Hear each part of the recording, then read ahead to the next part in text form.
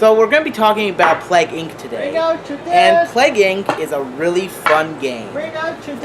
And it's really good. You get to create your own Bring out your diseases. dad. And you can just Bring out your destroy dad. civilization as we know it. Any dad here? And now we have a Bring out very your dad. good game with a lot of diseases. Are you dead? No, I'm not dead. You look dead to me. Ah, Alright. keep on Bring out your gaming. dad. He's still twitching. I guess I can put him back. Thank you. The rest of you, bring out your dad. Yes, bring out your dead for this game. Just for the plague. Nothing but the plague. This is a really challenging game, though, I will admit. I've played this before. Admittedly, this game's been out, what, 4 or 5 years? I think it's been out since 2012 because... Yeah, okay. Yeah, it's been out forever. Like, honestly, I remember this game before it got revamped, and I swear it's been patched because I don't remember some of the new options. disease. Yeah. Like, I told him that there was a Planet of the Apes disease, and I didn't even remember that. So. Yeah. So, like, it's really cool that they had that attention to detail where it's like, oh yeah, in the way it started in Planet of the Apes, well, in the reboot series, it started off as a disease.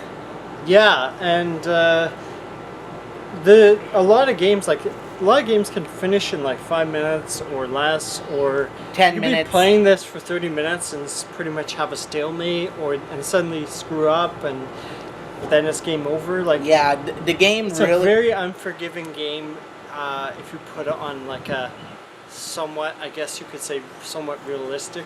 The game really challenges you to find a way to make your disease infect people the fastest, then kill them off as soon as possible. And it's real. And each disease has its own little functions and own little quirks.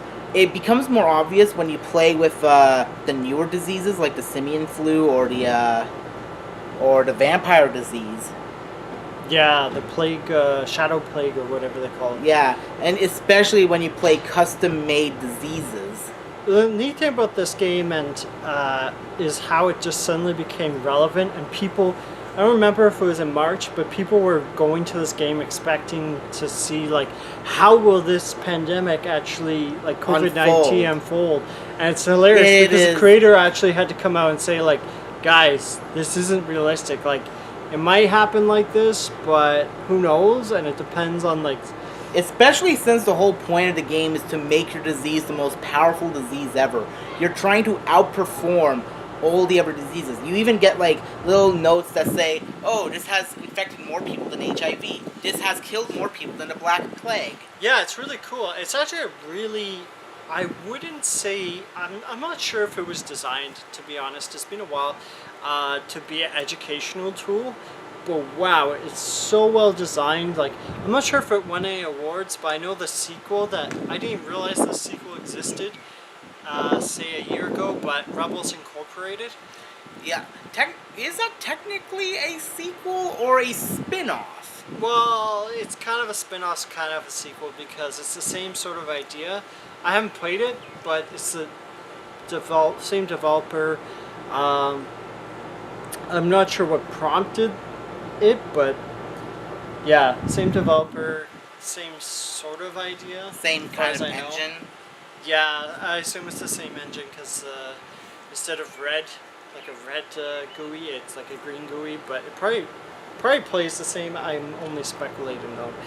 But honestly, like, there's no other game out there I can think of. I remember playing like a Flash version of something like this, and I think it might have been the prequel to this game.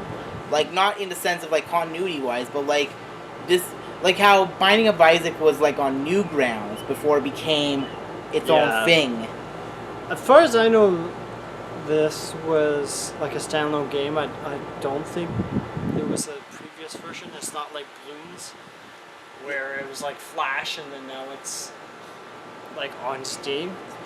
But honestly, like, this game, I'm not sure about giving it a 10 out of 10, but like, I've played over the years and it's actually pretty interesting, even for if you're a guy that usually plays like RPGs or Doom or something that's like a way different genre. I'm not even sure what genre this is.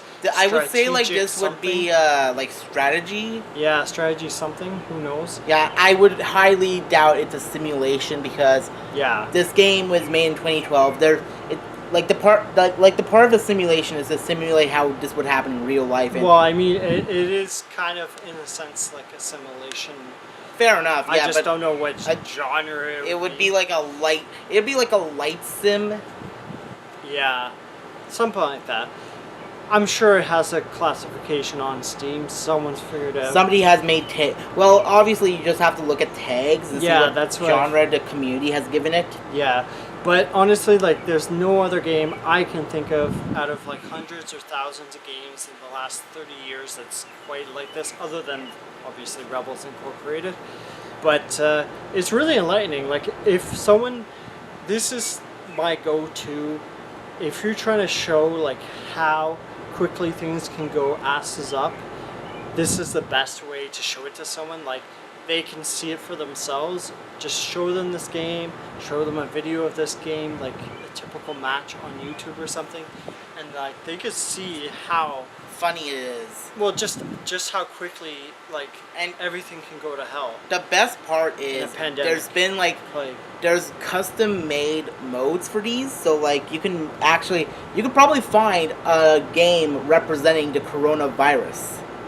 Yeah, I'm not sure if they're going to update this, but they do have viruses in this, and as you progress, you unlock more. Like, I think it said we only had 27%. Yeah, we had like only 3 diseases yeah. unlocked. I mean, they do that so that you play through the game, and sometimes it makes sense, and sometimes it doesn't. Like, for me, with racing car games, when they do that, personally, I don't understand it because like I feel like I I'm guess playing it's to the give game. you a sense of progression. It's Yeah. like how But like, I just feel like Gran Turismo is the game that I remember doing this the most. yeah, like Smash Brothers is like the only game that has you required to unlock characters. Every other game basically has all the characters unlocked right out of the gate, save for like 1 or 2. Usually, unless it's like an indie game that I can think of. Yeah. But yeah. But personally, this game has aged really well. Yeah. This game It's well is designed. a very good gem. Came out. When you think of Steam and you think of the classic games on Steam, this appears in like either the top 10 or top 50. That's Yeah. why I'm giving this the JPP seal of approval, 10 out of 10. Yeah, as you know, I'm reluctant to give 10 out of 10. So if you like, I'll give it between a 9 and a 10.